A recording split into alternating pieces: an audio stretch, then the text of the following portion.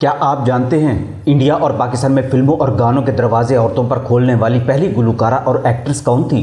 अगर नहीं जानते तो ये वीडियो लाजमी देखें। आज आपको बॉलीवुड की पहली उस सुपरस्टार गुलकारा और अदाकारा की मुख्तसर कहानी सुनाने लगा हूँ जिसने अपनी हिफाजत के लिए घर में शेर पाल रखे थे, जो हिंदुस्तान में थिएटर की दुनिया में काम करने वाली पहली लड़की थी। उसकी जवानी में मौत होगी तो हिंदुस्तान में सैकड़ों मद्दाहों ने खुदकुशियाँ कर ली थी। वो मैडम नूरजहां की भी पहली मेंटोर थी। वो ऐसी दलेर और अनोखी और पढ़ी लिखी एक्ट्रेस थी जो कुत्तों से शदीद नफरत करती और अपने घर में सिर्फ शेरों के बच्चे पाला करती थी। 1915 में एक तवाइफ के घर में जन्म लेने वाली जहां आरा कजन बाई जवानी में ही एक हादसा में दुनिया छोड़ गई, मगर हिंदी सिनेमा में अभी तक उसका नाम सबसे ऊपर लिखा जाता है। गुलकारा नूरजहां और लता मंगेशकर उसका नाम मरते दम तक एक दहाई अदब से लिया करती थी। दिलीप कुमार की सास नसीम बानो कजन बाई की सबसे बड़ी दुश्मन थी और कजन बाई ने परियों जैसी हसीन नसीम बानो को कई फिल्मों से कट करवा दिया था।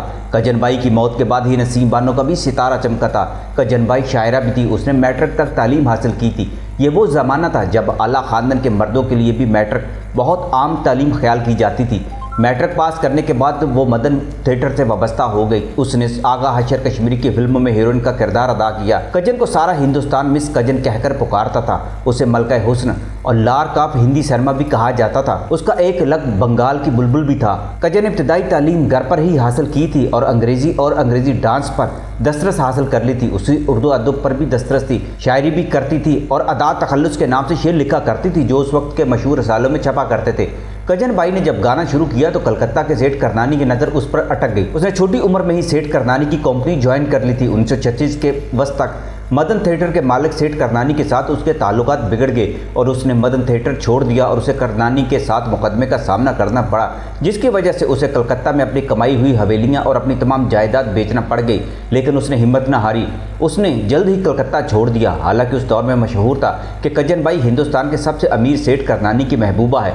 कजन बाई ने सारी उम्र शादी नहीं की थी, मगर सेठ करनानी समेत कई राजों महाराजों के साथ रिलेशनशिप में रहती थी। सेठ करनानी ने एक महलनुमा घर कजन बाई को दिया हुआ था जहां सेठ के चौकीदार कजन के हर मिलने वाले पर नजर रखते थे और वो रात को पूरी रिपोर्ट करनानी सेठ को दिया करते थे। मगर करनानी को कभी कजन से इस सिलसिले में बातचीत करने की हिम्मत नहीं होती थी। सेठ को छोड़कर कजन बाई ने 1938 में अपनी कंपनी जहां आरा थिएटर कंपनी बना ली और अपने मशहूर पुराने शोज़ को नए अंदाज में पेश करने का फैसला कर लिया।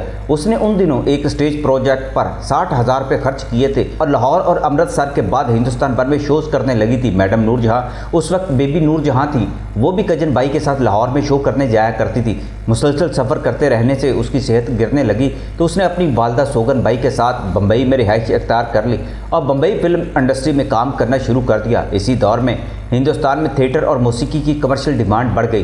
कजन का बम्बई में करियर मुख्तसर रहा। इस दौरान वो फिल्मों की ज़रूरत बन गई। सेठ करनानी ने उसकी मकबूलियत देखी तो बड़ी फिल्मों से उसको कट करा दिया। उसने कजन बाई को फ्लॉप करने की कई साजिशें भी की। सेठ करनानी की कोशिशों से ही उसको फिल्मों से भी कट करा दिया जाता था। सेठ करनानी को इस बात का दुख था कि उसने कजन बाई को शनाख्त दी थी और इस हसीना को अपने पास ही रखना चाहता था, मगर वो उसे छोड़कर चली गई। वो सेठ करनानी के पैसे से कलकत्ता में शाहाना जिंदगी गुजारती थी। कजन ने मगरबी रक्स सीखा और वो कलकत्ता क्लब में बाकायदगी से आती थी। कहा जाता है कि 1930 की दहाई में एक मशहूर फिल्म स्टार नजमुल हसन के साथ उसको इश्क हो गया था।